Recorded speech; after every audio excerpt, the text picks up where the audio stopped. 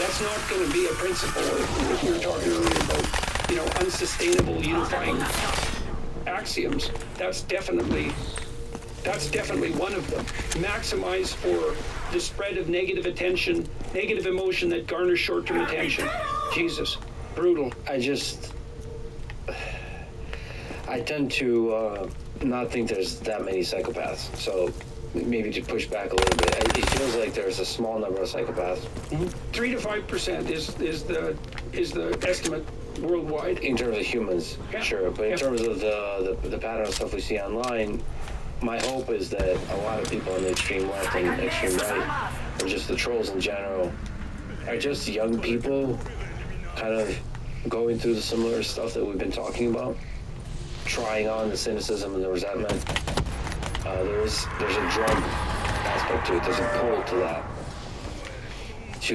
To talk shit about somebody, to take somebody down. I mean, there is some pleasure in that. There's a dark pull towards that. I think that's the sadistic part. I think a lot of people, you see, when you say sadistic, it makes it sound like sometimes a pathology. It's pleasure in the suffering of others. Right. But I just think that all of us have the capacity for that. All humans have the capacity for that. Yeah, some more than others, but everyone to some degree. And when you're young, you don't understand the full implications of that on your own self. Yeah. So if you participate in taking other people down, that's going to have a cost on your own development as a human being. Like, it's going to take you towards the Dostoevsky's Notes from Underground, in the basement, cynical, all that kind of alone. stuff. Which is why a lot of young people try it out. The reason is you get older and older, you realize that there's a huge cost to that, so you don't do it. But there's young people that... So, I would like to sort of believe and hope that a large number of people who are trolls are just trying out the derision. No doubt. And then, so they can be saved. They can be helped. They could be shown that there is more growth, there's more flourishing to celebrating other people, and and criticizing ideas, but not in the way of derision, LOL, but by formulating your own self in the world, by formulating your ideas in a strong, powerful way, and also removing the cloak of anonymity and just standing behind your ideas. And have to carry the responsibility of those ideas. I think all of that is right. I think the idea that that's more likely to occur among young people, that's clear. People, as they mature, get more agreeable and conscientious. So I actually know that what you said is true technically. It's definitely the case that there's an innate tilt towards pleasure in that sort of behavior, and it is associated to some degree with dominant striving. And I do think it's true, as you pointed out, that many of the people who are toying with that pattern can be socialized out of it. In fact, maybe most people. Even repeat criminal types tend to desist in their late 20s. So imagine that, 1% of the criminals commit 65% of the crimes. So imagine that 1% are the people that you're really concerned with. They often have stable patterns of offending that emerged in very, very young, like even in infancy, and continue through adolescence and into adulthood. If you keep them in prison until they're in the middle of their late 20s, most of them stop. And that might be the easiest way to understand that might just be delayed maturation. So, are most people salvageable? Yes, definitely. Is everyone salvageable?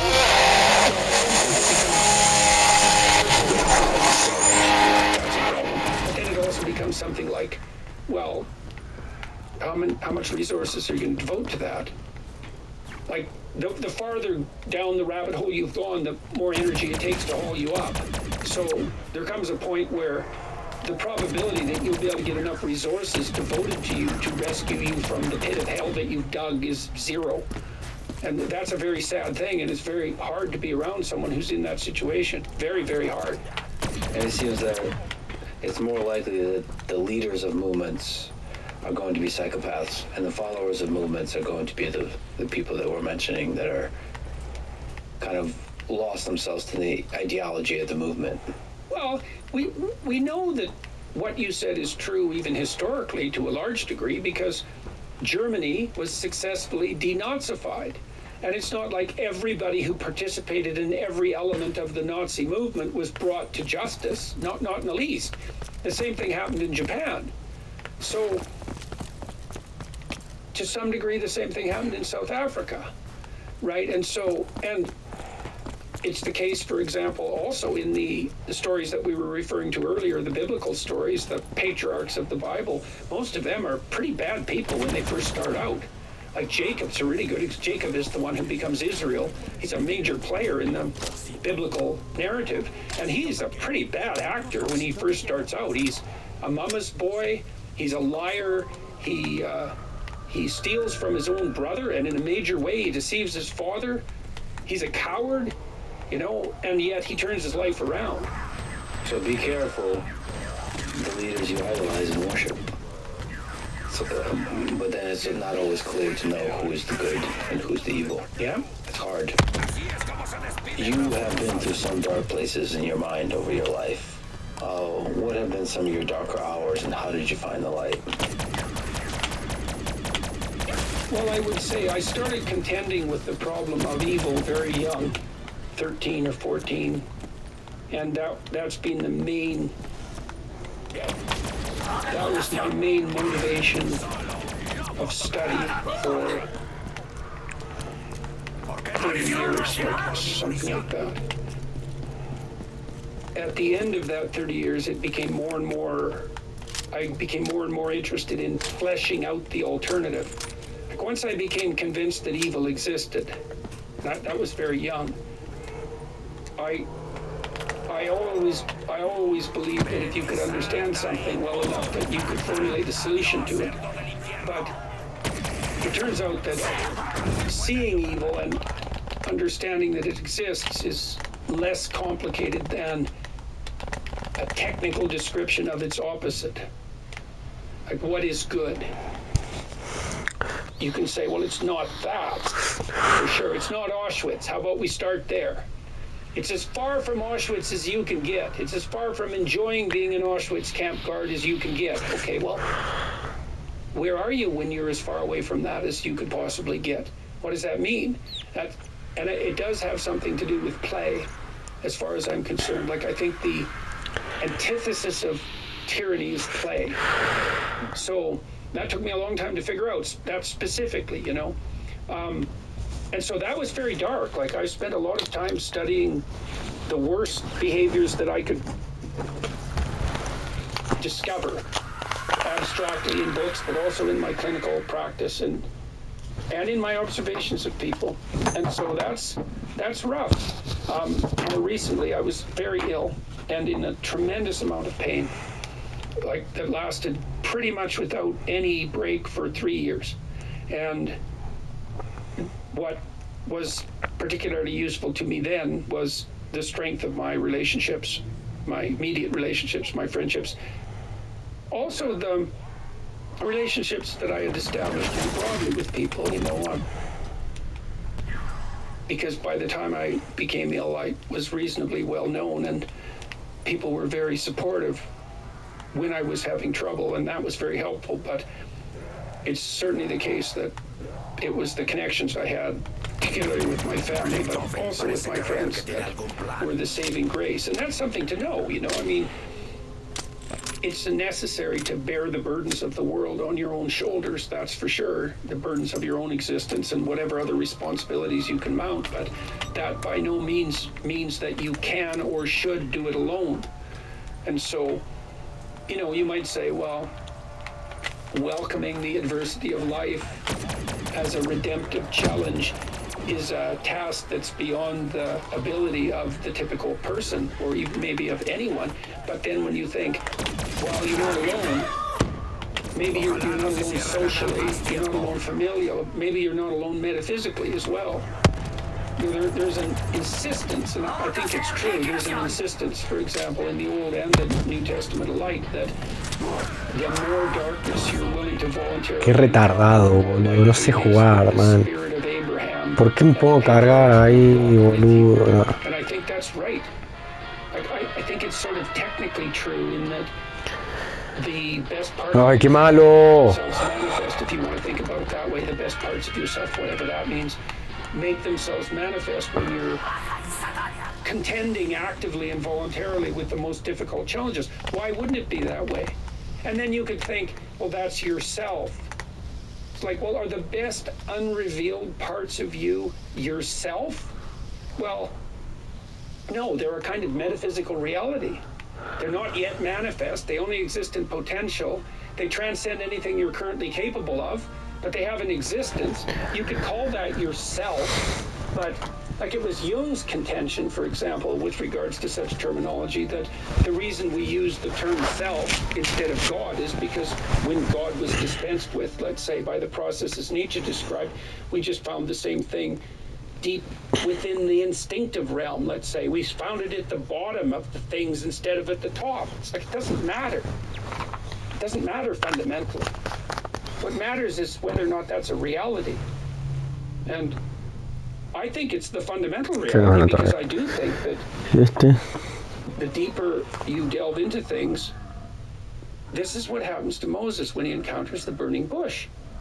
So Moses is just going about his life. He's a shepherd. He's an adult. He has wives, he has children, he has responsibilities. He's left his home and he's established himself. And so things are pretty good for Moses. And then he's out by Mount Horeb in that story, but it's the central mountain of the world. It's the same mountain as Sinai, which is the place where heaven and earth touch. And he sees something that grabs his attention, right? That's the burning bush. And the bush is a tree, that's life, that's the tree of life. And the fact that it's on fire that's life exaggerated, because everything that's alive is on fire. And so what calls to Moses is like the spirit of being itself, and it tracks him off the beaten track, and he decides to go investigate. So Moses is everyone who goes off the beaten track to investigate. And so as he investigates, he delves more and more deeply until he starts to understand that he's now walking on sacred ground. So he takes off his shoes, and that's a symbolic reference of identity transformation. He's no longer walking the same path. He no longer has the same identity. He's in a state of flux. And that's when what happens is that he continues to interact with this calling, and Moses asks what it is that's being revealed, and God says, I'm the spirit of being itself. That's basically the answer. I am what I am. It's a more complex utterance than that. I am what I will be. I am what was becoming. It's all of that at the same time. It's the spirit of being that's speaking to him, the spirit of being and becoming. And it tells Moses that he now, because he's delved so deeply into something so compelling, his identity is transformed and he's become the leader who can speak truth to power. And so he allies himself with his brother Aaron, who's the political arm and who can communicate, and he goes back to Egypt to confront the tyrant.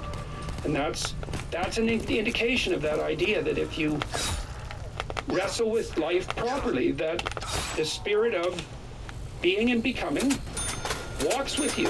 And it's like how can that not be true? Because the contrary would be that there would be no growth in challenge. Well, you have to be infinitely nihilistic to believe that. It's obvious, but it's also just fascinating that hardship is the thing that is that ends up being the catalyst for delving deeply. It's hardship voluntarily undertaken. But it is crucially true. Look, if you bring someone into therapy, let's say they're afraid of elevators, and you trick them into getting near an elevator, you'll make them worse. But if you negotiate with them so that they voluntarily move towards the elevator on their own recognizance, they'll overcome their fear and they become generally braver. But it has to be voluntary. See, I got to push back and explore with you the question of voluntarily. Yeah. Let's look at Nietzsche. Yeah. He suffered through several health issues throughout his life. Migraines, eyesight issues, digestive problems, depression, suicidal thoughts. And yet he is one of the greatest minds in the history of humanity. So were these problems that he was suffering, arguably involuntarily, a feature or a bug? That's a good question. The same thing happens in the story of Job. Because Job is a good man. God himself admits it. And Satan comes along and says to God, I see you're pretty proud of your man there, Job. God says, yeah, he's doing pretty well. And Satan says, I think it's just because things are easy for him. Let me have a crack at him and see what happens. And God says, yeah, I think you're wrong. Do your worst. Right, and that's how people feel when those slings and arrows come at them, let's say like Nietzsche. Well, Job's response to that, now the story's set up so that what befalls Job is actually quite arbitrary, right? These catastrophes that you're describing. The volunteerism in Job is his refusal to despair even in the face of that adversity. And that seems like something like an expression of voluntary free will. He refuses to lose faith. And the way the story ends is that Job gets everything back and more. And, so that's a descent and ascent story. And a cynic might say, well, the ends don't justify the means. And I would say, fair enough, but that's a pretty shallow interpretation of the story. What it indicates instead is that if you're fortunate, because let's not forget that, and you optimize your attitude even in the face of adversity, that it's not infrequently the case that your fortunes will reverse. And I found that in many situations, the journalists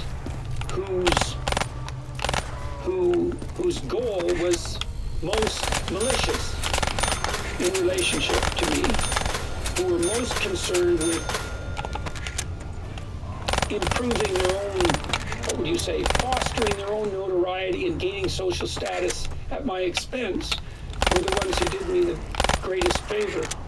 Those were the interviews that went viral. And so that's interesting, because they were definitely the places where the most disaster was at hand.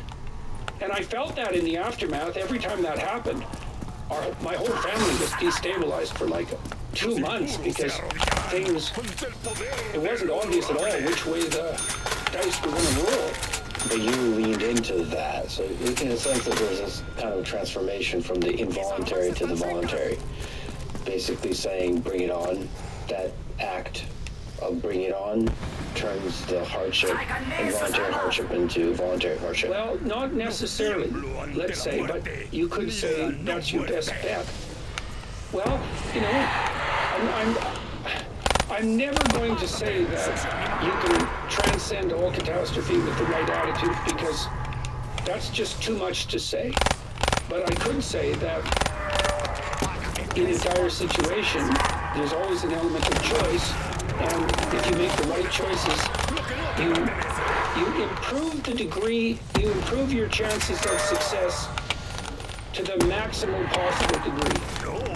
It might be too much to say, but nevertheless would be true. Viktor Frankl, Marcus Aurelius. Well, that's what the resurrection story proclaims, is that, even under the darkest imaginable circumstances, the fundamental finale is the victory of the good. And that seems to me to be true. Do you have regrets when you look back at your life in the full analysis of it? Well, as I said, I was very ill for about 3 years, and it was seriously brutal. This is no lie, every single minute of that 3 years was worse than any single time I'd ever experienced in my entire life up to that. So that was rough. Was the roughest the physical or the psychological? Pain. Just literal pain. Yep. Yeah, I was walking like 10 to 12 miles a day. Rain or shine, winter, didn't matter. Not good.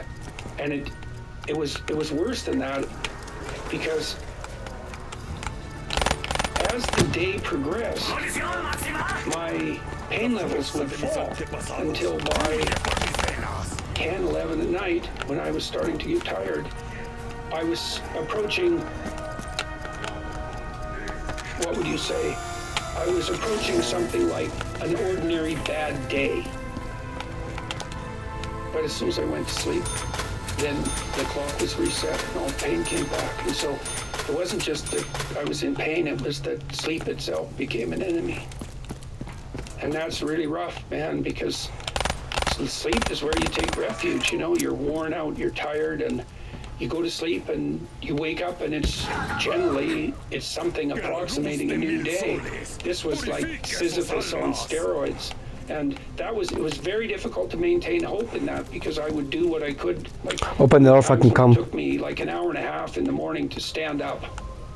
And so I do all that and more or less put myself back into something resembling human by the end of the day. And then I knew perfectly well, exhausted, if I fell asleep, that I was right at the bottom of the bloody hill again.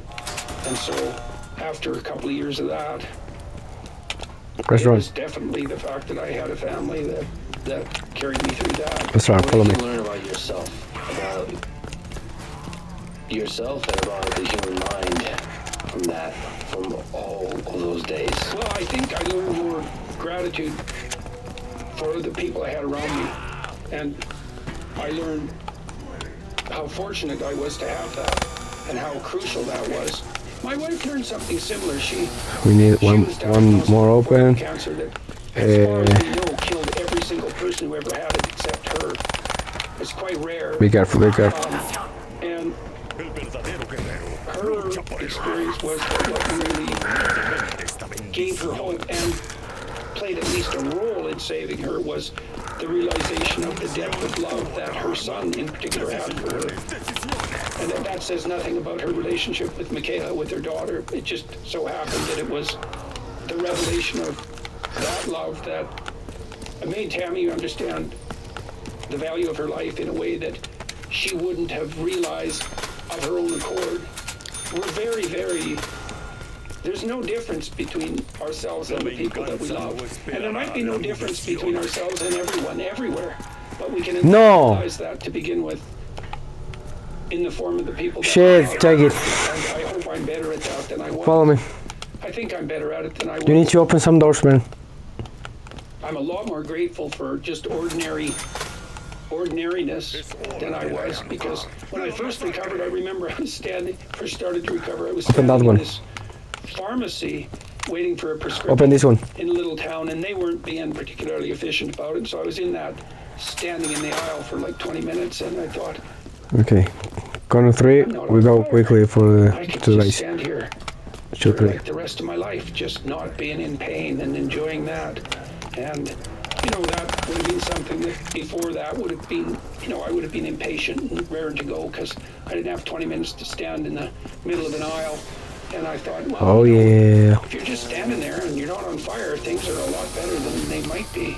And I know that. And I think I remember it almost all the time. You gain a greater ability to appreciate the mundane moments of life. Yeah, definitely. The miracle of the mundane, right? Yeah. I think Nietzsche had that. He was very ill. Come on! I suspect he had, you know, and he was regarded by the inhabitants of the village that he lived in near the end of his life as something approximating a saint. He apparently conducted himself very admirably despite all his suffering. You know, that still there's this tension, as there is in much of Nietzsche's work, between the miracle of the mundane, appreciating the miracle of the mundane versus fearing the tyranny of the mediocre. Oh, the mediocre and resentful. Yes, but that's you giving him gas or seeing the good. Well, fair enough, you know. There's a kind Pero no me lo mates, boludo. tyranny of the mediocre. Estoy juntando. I always hated this idea that some people are better than others, and I understand it, but it's a dangerous idea. This is why I like the story of Cain and Abel, I would say, because Cain is mediocre, but that's because he refuses to do his best. It's not something intrinsic to him, and I actually think that's the right formulation, because, you know, I had people in my clinical practice who were lost in many dimensions from the perspective of comparison. One woman I remember in particular who, man, she had a lot to contend with. She was not educated. She was not intelligent. She had a brutal family, like terrible history of psychiatric hospitalization. And when I met her at a hospital,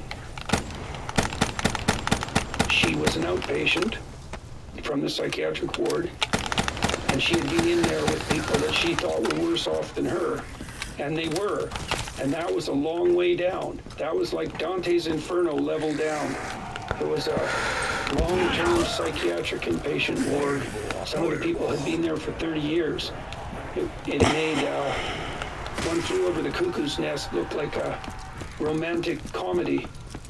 And she had come back to see if she could take some of those people for a walk and was trying to find out how to get permission to do it. And so, you know, better than other people. Some people are more intelligent, some people are more beautiful, some people are more athletic. Maybe it's possible for everyone at all levels of attainment to strive towards the good. And maybe those talents that are given to people unfairly don't privilege them in relationship to their moral conduct. And I think that's true. Like, there's no evidence, for example, that there's any correlation whatsoever between intelligence and morality. You're not better because you're smart. And what that also implies is if you're smart, you can be a lot better at being worse. I think for myself, I'm just afraid of dismissing people because of my perception of them. Yeah, well, that's why we have that metaphysical presumption that everybody's made in the image of God. Right? Despite that immense diversity of apparent ability, there's that underlying metaphysical assumption that, yeah, we all vary in our perceived and actual utility in relationship to any proximal goal, but all of that's independent of the question of axiomatic worth. And that, preposterous as that notion appears to be, it seems to me that societies that accept it as a fundamental axiomatic presumption are always the societies that you'd want to live in if you had a choice. And that, to me, is an existence proof for the utility of the presumption.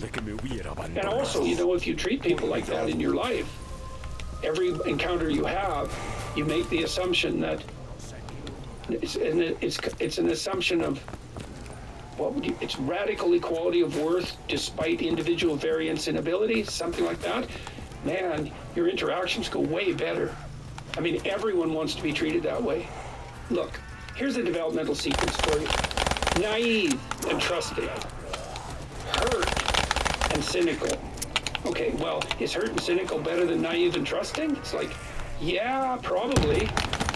Is that where it ends? How about cynical and trusting as step 3?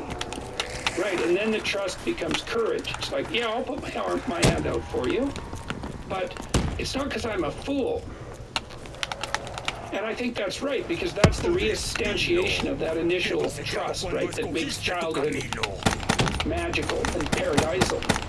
But it's the admixture of that with wisdom. It's like, yeah, you know, we could walk together uphill, but that doesn't mean, and I'll presume that that's your aim, but that doesn't mean that I'm not going to watch.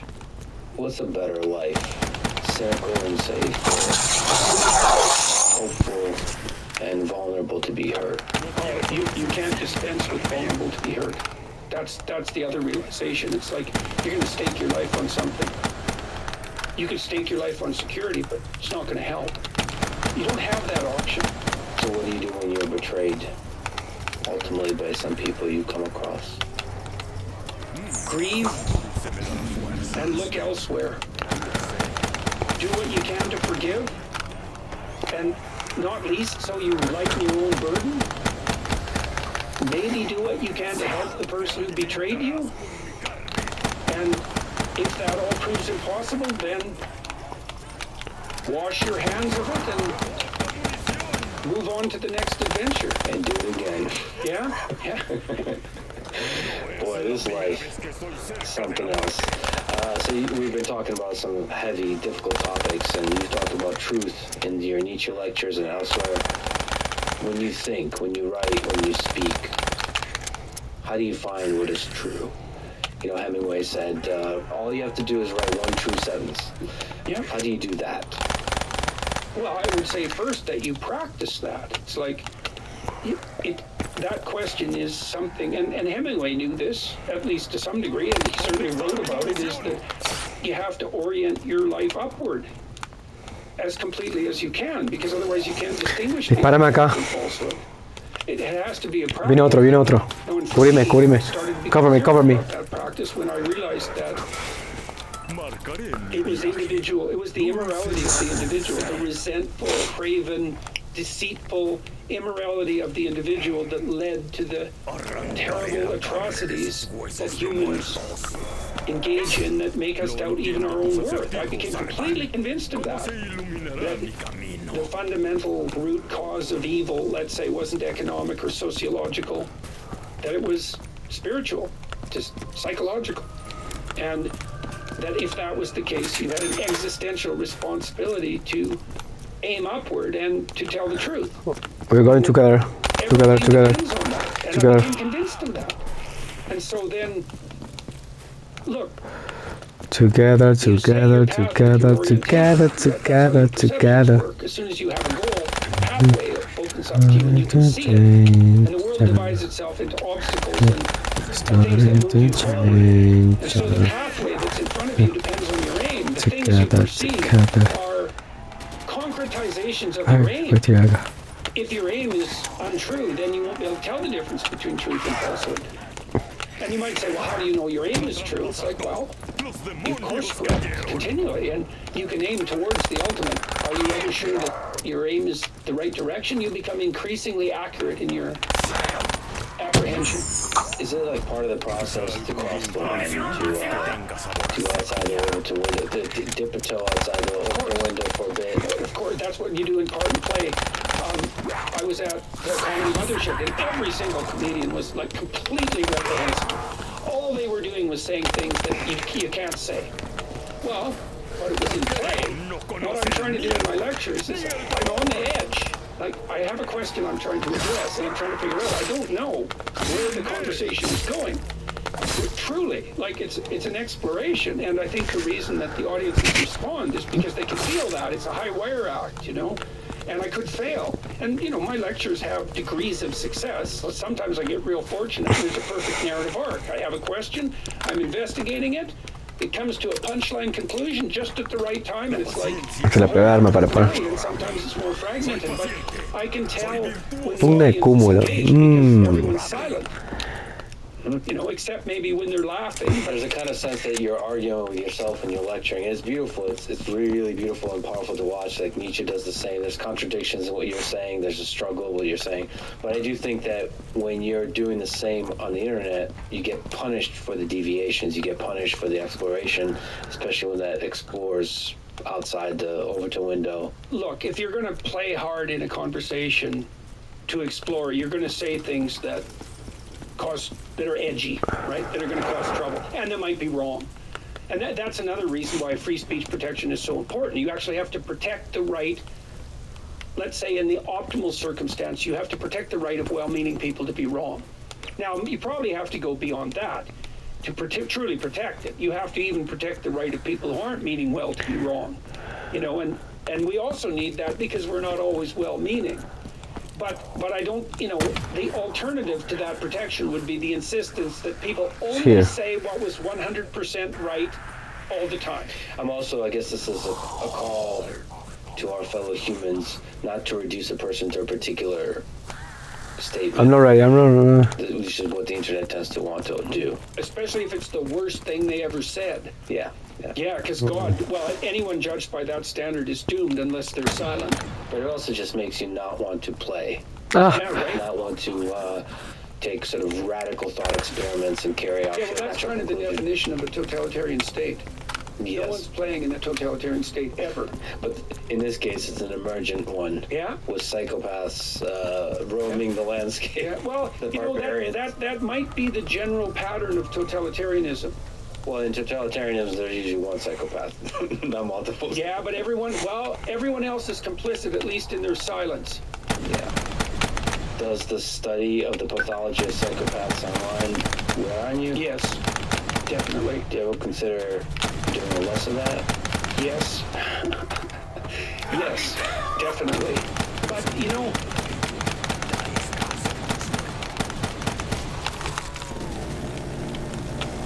probably I experienced most of that on X. But that's also where I find most of my guests. That's also where I get a sense of the zeitgeist, which is necessary. For example, to be a podcast host, it's necessary for me to make my lectures on point and up to date, to get a sampling of the current moment. You have to be of the moment in many ways to function at a high level. Is there a price? There's a price to be paid for that because you're exposed to everything in a sense, and you can also oversample the darkness. Yeah, definitely. And it can make you more and more cynical. Yeah, well, it's a danger, right? Yeah. Well, luckily for me, I have many things that counterbalance that. The familial relationships we talked about. Nah. And then also all of the public things I do. Dame la plata, hijo de puta. For example, which I'm on a lot. They're basically 100% positive. So I'm very well ¿Qué es esa, boludo? buttressed against that. That's great to hear. Darker element.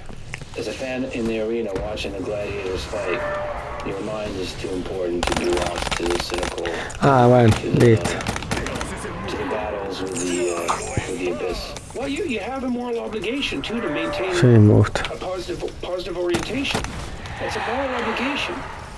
The future is, of course, rife with contradictory possibilities, and I suppose in some ways the more rapid the rate of transformation, the more possibility for good and for evil is making itself manifest at any moment. But it looks like the best way to ensure that the future is everything we wish it would be is to maintain faith that that is the direction that will prevail. And I think that's a form of moral commitment when it's not just naive optimism.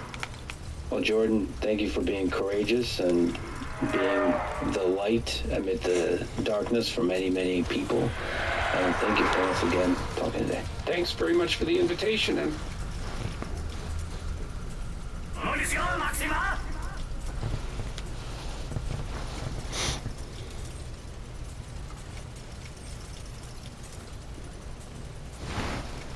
now that I'm streaming War Thunder, I figured I'd let you guys know that, I have a friend that's in the military, and he was talking to, his commanding officer, and, apparently what we're going to be doing in Ukraine is that... I'm just kidding. But I don't know how many fucking times that's happened. I really don't. I've heard about it at least 5 or 6. Well, yeah. I didn't realize that this game was so popular. I legit had no fucking idea. Let's fucking do it. Want to play this game? Yeah, this game is huge. I had no idea. Don't play top tier without setting your keybinds. You're gonna suffer. Well, we're gonna just do this. We're gonna see what happens. All right, tutorial, airplanes. Welcome to part 1 of the basic tutorial. Here, you will learn the basics of aerial combat. Okay.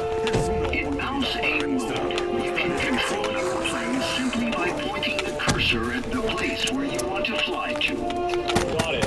Point your cursor at the wing. That's it. Proceed to the wing. Whoa. Okay. Increase the throttle to fly faster. Okay. ¡Dámelo! ¡Hijo de remil puta! Okay, I'm going up. I can see the top. Gracias. Shoot it. Decrease the throttle to fly slow. Why would I want to go slow? Decrease the throttle. No, y acá va hasta 2500. I'm gonna fall out of the air.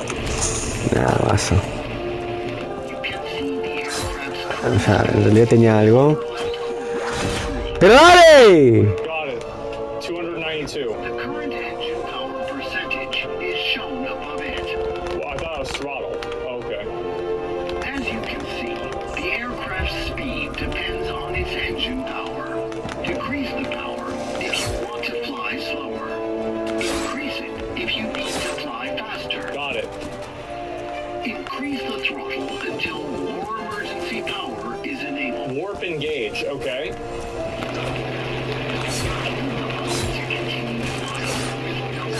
Okay, I'm going really fast. Easy. Each mission has its own goals and objectives. Yeah, shoot the other guys. Completed in order to win. Okay. Your first enemy is before you. A balloon. Its practice practically immobile. To destroy an immobile target, Porangas esta, man. aim at it and shoot. Press the fire button to destroy the balloon. Man, they really treat you like you're a fucking idiot in this, huh?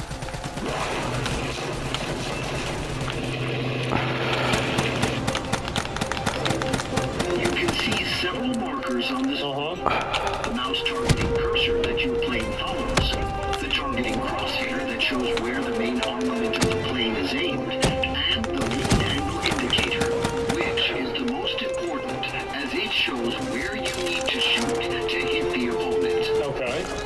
You will be unable to hit your opponent if you move the targeting cursor onto them with your mouse. The rounds will fly in the direction. No, yo soy malísimo, man. ¿Para qué me voy, man? Ese pibe sabe jugar más que yo. Yeah. Qué imbécil, boludo. You will also be unable to hit a moving object Ni aprovechar. if you move the targeting crosshair directly onto it, as the target will move while the rounds fly forward and the burst will miss. Why don't you shoot in front of it? Why can't you just do that? That seems simple. What's the problem?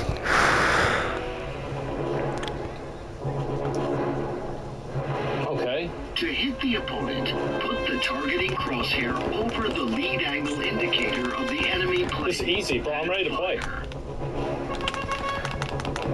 Is this me? Yeah, see? Okay. Got it. Fucking dead. You need to fire right at it to hit the target. Aim and keep. Now your aircraft has started to turn towards the target. You need to aim the crosshairs at the lead angle indicator.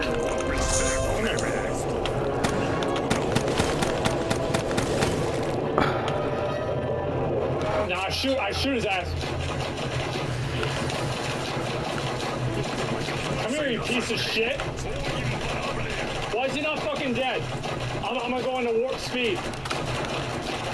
Yeah, get the fuck out of here. That's right.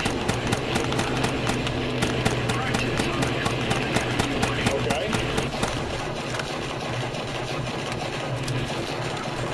Bro, how? How? Oh, that guy sucks.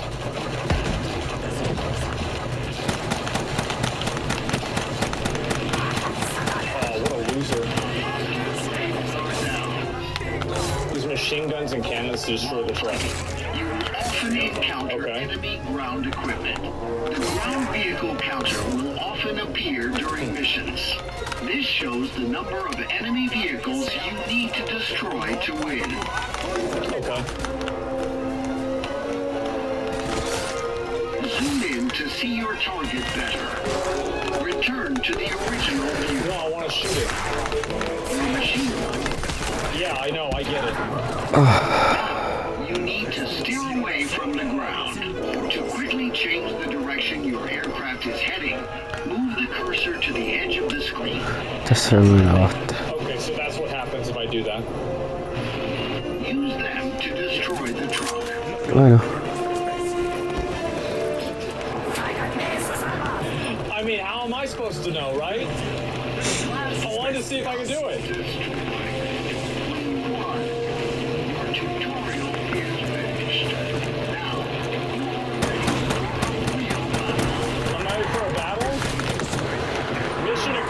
Gentlemen, there it is. Wow. Easiest game of my fucking life. Okay, basic tutorial. I'm gonna use a decal. What is this? Okay, I don't know how this works. Okay. So, air battles. Battles. Navy, oh, so there's 3. World Wars. Okay, I feel like since we just did the air one, we should start with the airplane, right? Is that what we should do? Let's try that first, and then we're gonna do the tanks. Oh wow, that's fast. Okay. está pasando? Game session. I accidentally joined one of these. I had to leave. Ground strike. Okay. So as on bald. Wait, they gave me a.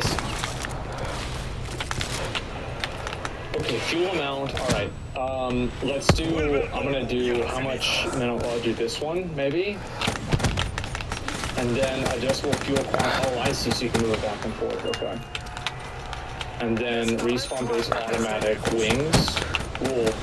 It's plane. It's not a bird. Okay. I'm ready.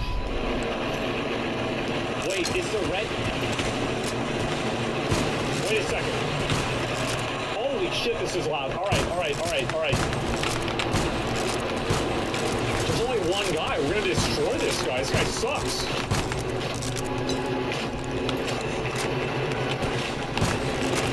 Yeah, this guy's garbage. Okay, let's go kill him.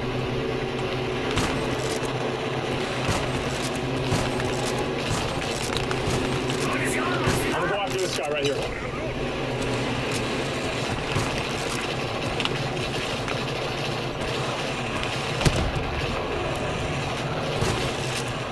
Okay. No.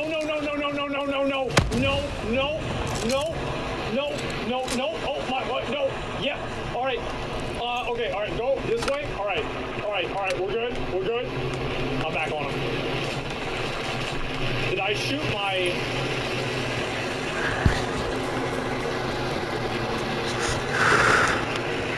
Okay. Give me a minute. Ooh, what a loser. Fuck, bro, he's gonna shoot me. Okay, I'm turning around. Ay, tengo que cambiar los perks, ¿sabes? I did that on purpose. Oh, why is he upside down again? Oh my god, he's gonna shoot me. Come on. Piece of shit. No, he's... No! Alright, I killed him. Well, I didn't really kill him. He flew into the ground.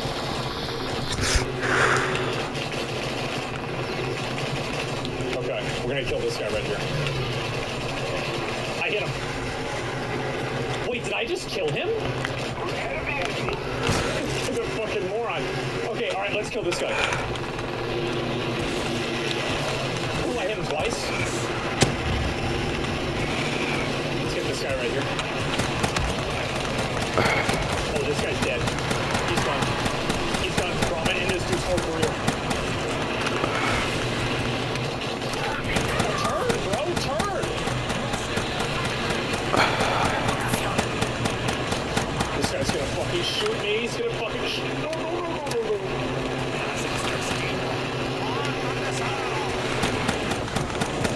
Enemy ballistics. Okay, that loser just died. Oh, this kid's dead. This kid's done. He's going right into the ground, right? Wait, Bro, are these bots? These guys suck.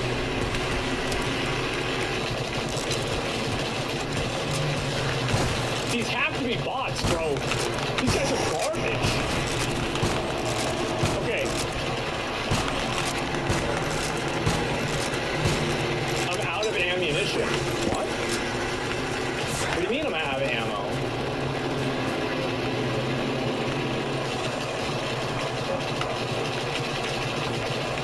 How is he not dead?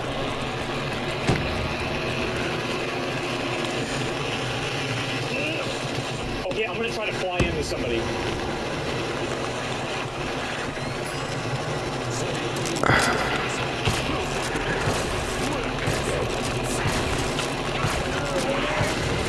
Ay, pero culiao. Es la peor arma del mundo, boludo. Es la misma bosta. Tiene el 20, culiao.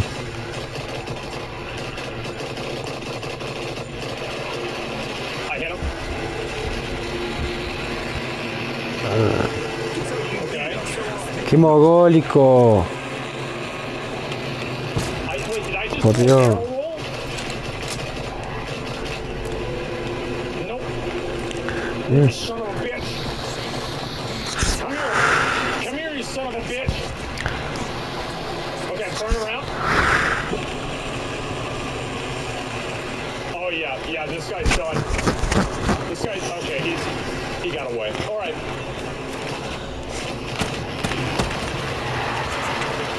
Okay, I hit him twice. Uy, pero culeado esto. Spinning. That's evasion. I'm gonna kill this guy here. Never mind. I'm gonna kill this guy. Who the? How the fuck? Oh, this guy's done. It's over.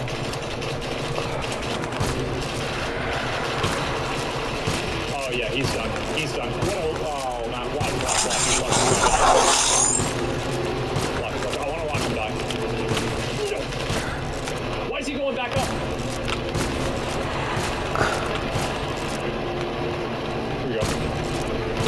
Okay, I'm starting to understand how this works. How? Bro, what does this guy have? Is it like a pay-to-win fucking plane? What is this shit? It's smoking, he's still not dead.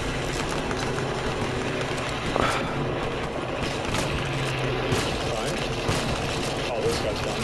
That's not even remotely close.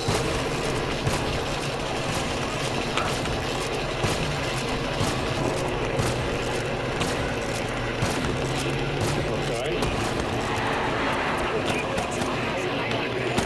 Wait, we're winning? Oh yeah, wait, is the red bar versus blue bar us versus them?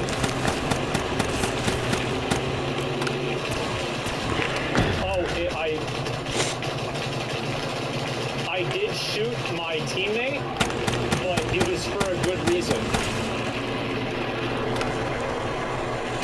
Oh god, oh god.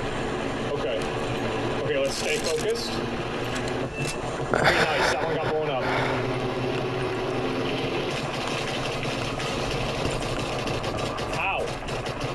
How am I missing? Oh, this kid's dead. That's it. It's over. Get out of here. Get out of here. Get out of here. Get out of here.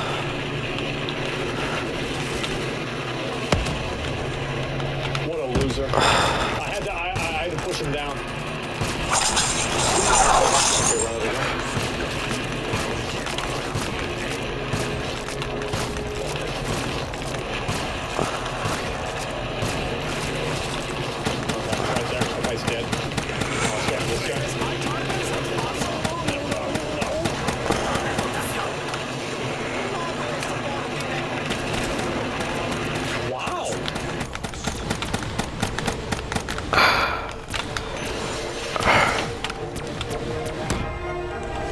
Did I do good?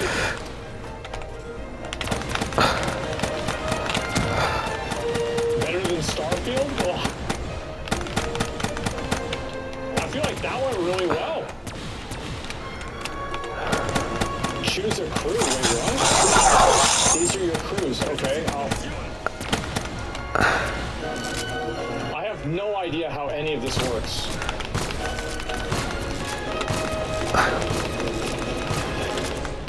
Okay. Players listen.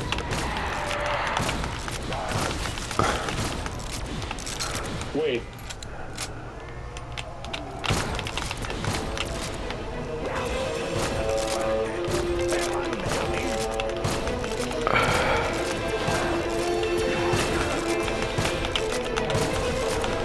Did I? Actually, yeah, did I play against bot? Because I don't know. It's like, I got first place. There's no way, right? I played against somebody that's garbage. Okay, okay, good. Your research has been completed, okay.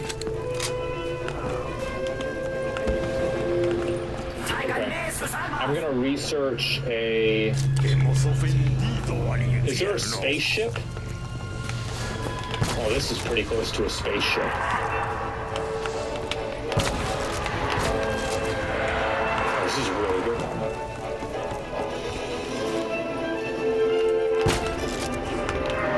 Should I just get the biggest airplane? Wait, no, that's a bad idea. I should get the smallest airplane. I kind of like this one. We're gonna make this one here. Order. already selected crew leader, okay. I open up. Okay, good. Alright. I don't know what I did. Now we're gonna try the ground battle.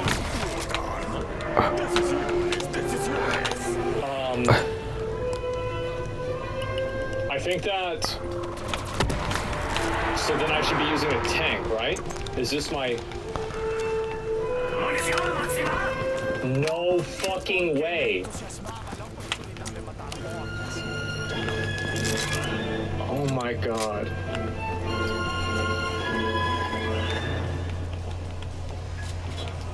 Oh my fucking god. Is this what it is? Yeah, I see that. Holy fuck, I never saw this. Check the front. I don't know how I can move it around. Give me a minute, I will. 1 second, guys. Okay. I didn't see that one? Yeah, how do I move it around?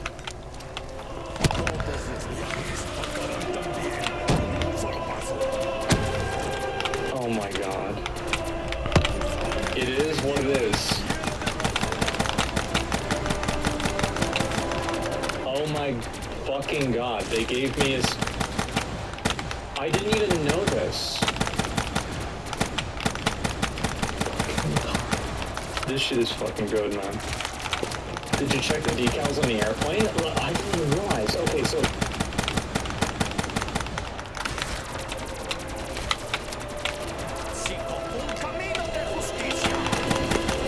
So you can put different stuff on the airplane. Okay. The wrong one? Wait. Which one do I do?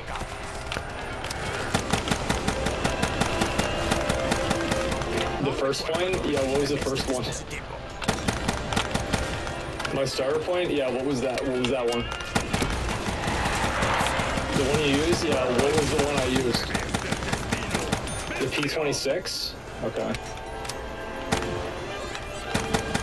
Wait, what? Bottom left?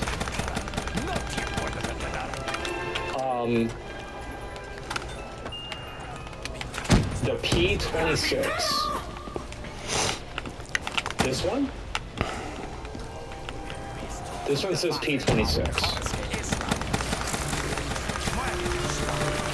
Open research? Okay. Okay.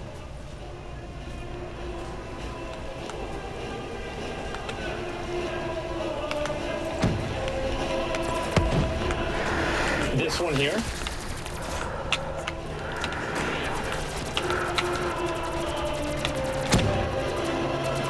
Yes? Okay.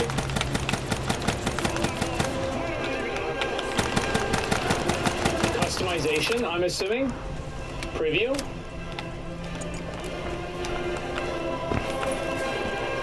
Is that it?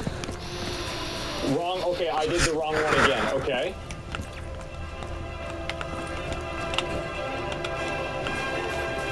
The one below it? Yeah, I know. Okay, information. No, not that. I don't know what that does. We're just gonna cancel out of it before it shows something. Okay, so... Well, I don't know what I'm doing. Yeah, I've never done this before.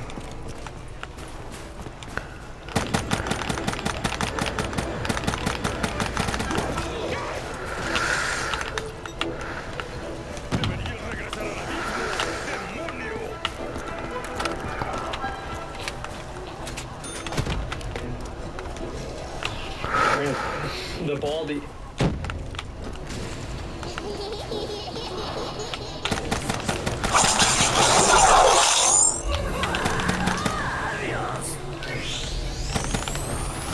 Oh man.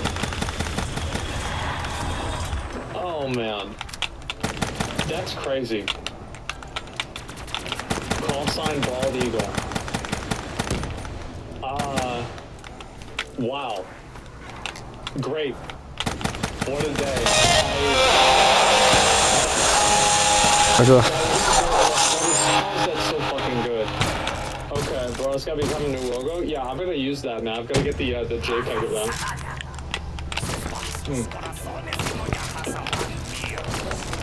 Check the ship? Okay, give me a minute. Okay, how do